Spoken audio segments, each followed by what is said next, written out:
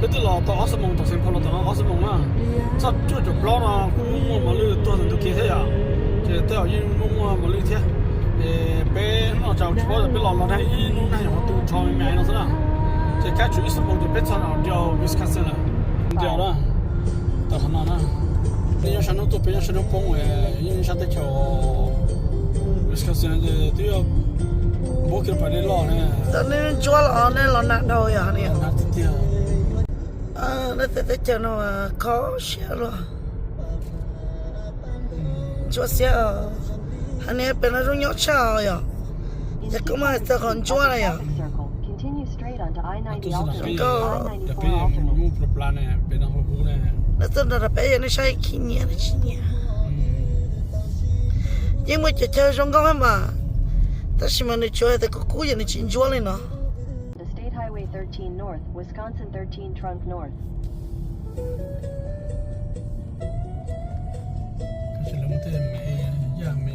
yes cú ta này tiền chấp em tranh con à 13 North, Wisconsin 13 Trunk North. boat jet boat tour sightseeing tour ghost boat là mới họ làm ở bên gọi ha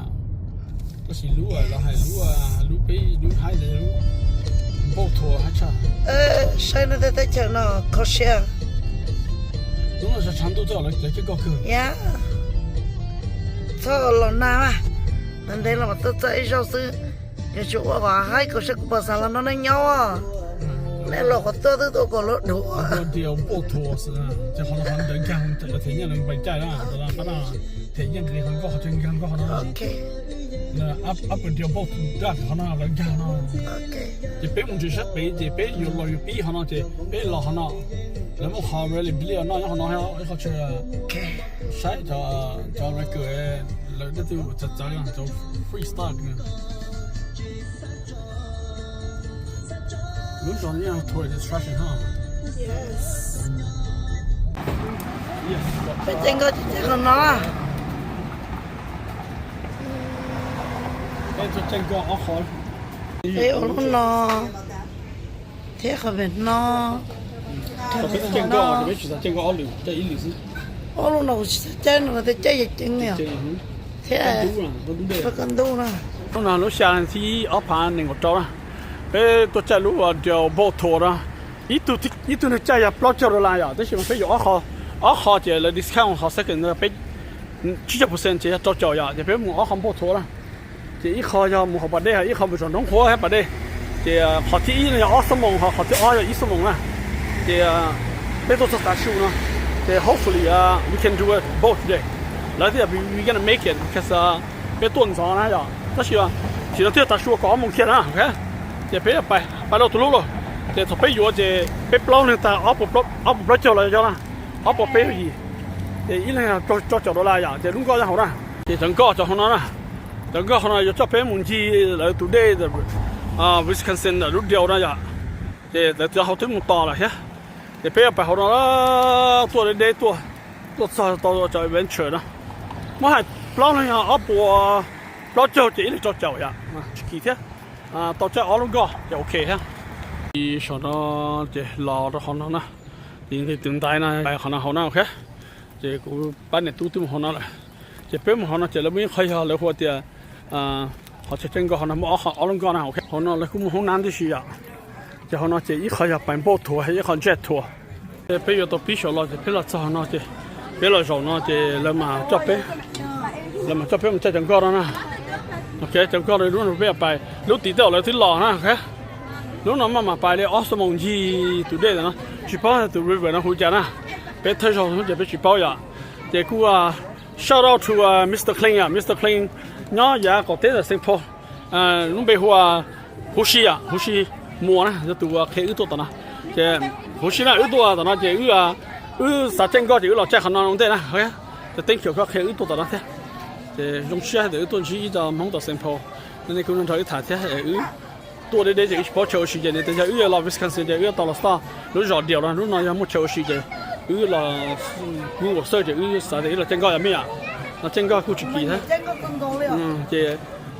增高估计要几的，不老叫着了，他小跳一下那个了，这好 right 好 attraction ที่ on 嗰度啦嘅，一個冇 individual 一個睇 separate 嘅，一個 plot 中，一個睇 combine 嘅，好似 on 到20% 啊，這種事 ，OK， let's see what happen。 That you're off the boat almost as much as you're on the boat. 在北京講啦，嘅每種一些好，一種些少呀，hopefully 是從中些少咯。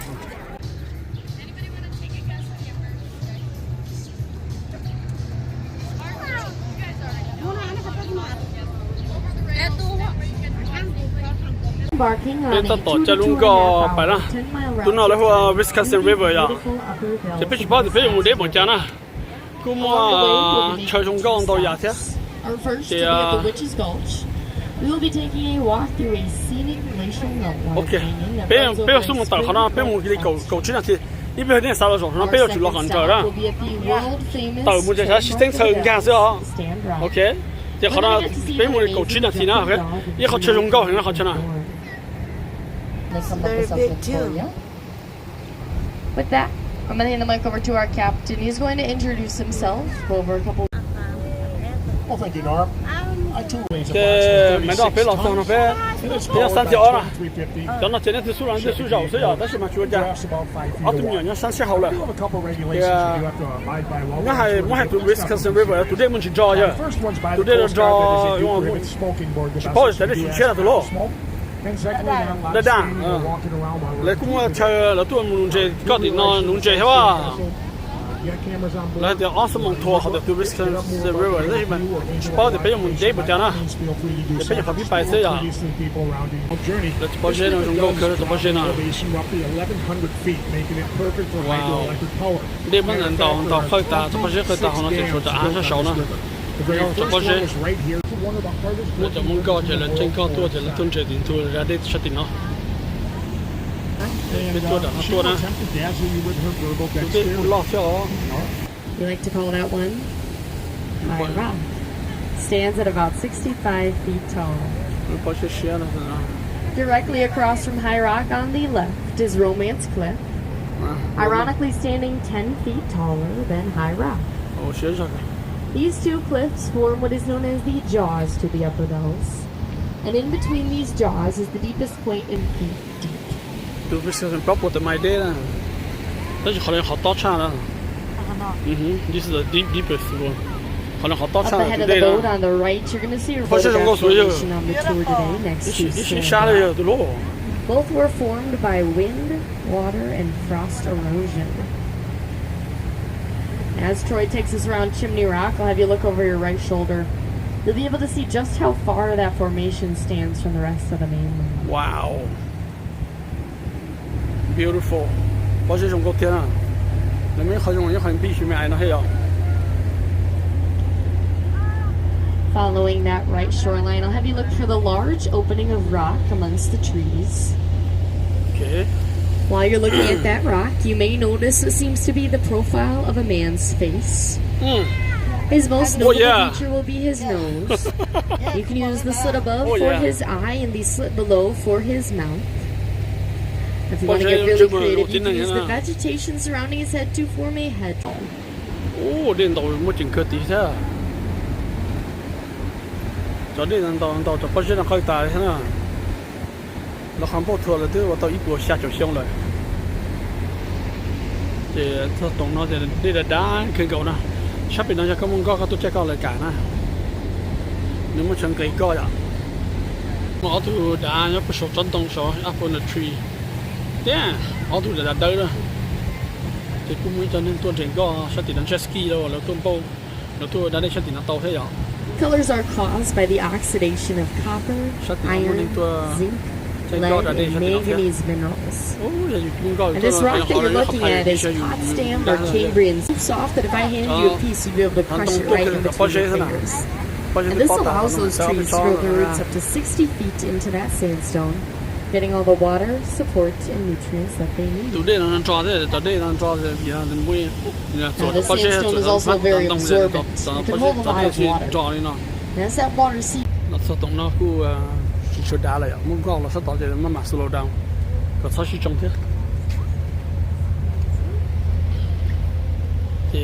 là cô trên jet ski tôi tưởng nó thế rồi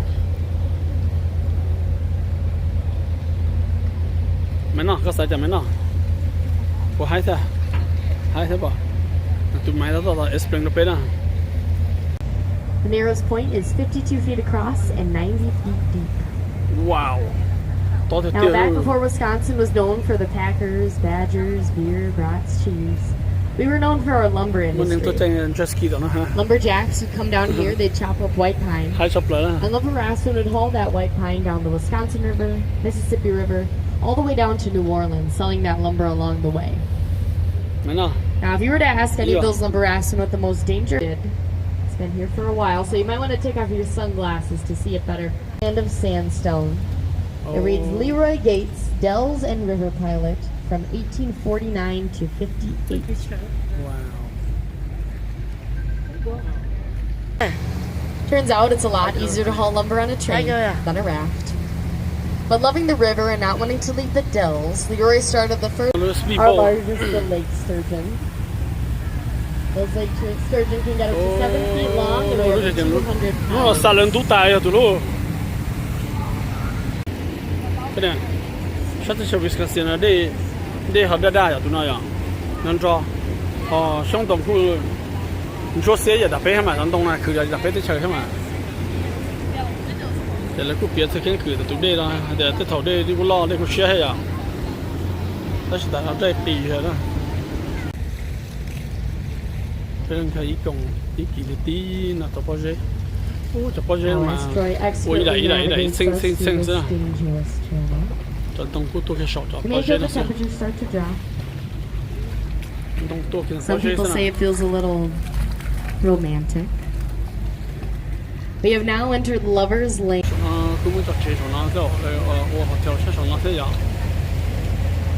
As we're leaving Lover's Lane, I'll have you look out to the right. You'll see a set of stairs.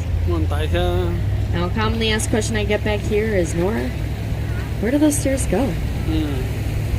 I always say those stairs don't go anywhere. They stay here. Lots of homes and businesses. Luckily, a man named George Crandall came along and he changed all of this. Short amount of time. And that's exactly what he did until he passed. After his passing, the land was given to his daughters. Since then, it's been through many different people. Cái tí lọ tập mà đi nên gọi là thì đó, ví dụ là sao nó thế, tụi đây là mình thấy cái tụi đây là develop của mày thế đó, thì chỉ bảo thì bây giờ mình thấy bây giờ thế là bây giờ là awesome thì nếu cứ chỉ chơi chẳng mà kia thế dạng, mấy nó, sao nó đây là đà ấy rồi, hay cái đó là cái công việc mắc tay à, cái đó là cái nghiệp chua lá, cái này chua thôi. Nó cũng cho ra có thể bỏ nữa, xếp bự bự à, cái này tính nhá là, còn nó này chỉ nó cũng chưa bự kia, nó hấp, nó cũng cho ra rồi. tôi sáng nay có số là cái chỉ bảo trong cái đồ. Nó có cho ra rau gì à? Ô, thì bây giờ nó họ sẽ đánh sập lại đó. Đúng rồi mà. Out the right side of the boat, you'll see the tallest cliff that we have out here on the upper dell. What's like so?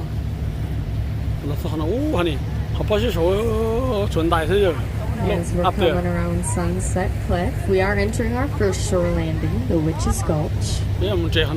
be the first. It's completely flat, 3 blocks in, 3 blocks out the same way, so you can turn around at any point. It is also a self-guided tour. So as you're going through there, you'll be keeping an eye out for navy blue and white signs with yellow lettering. I'll show you some points of interest.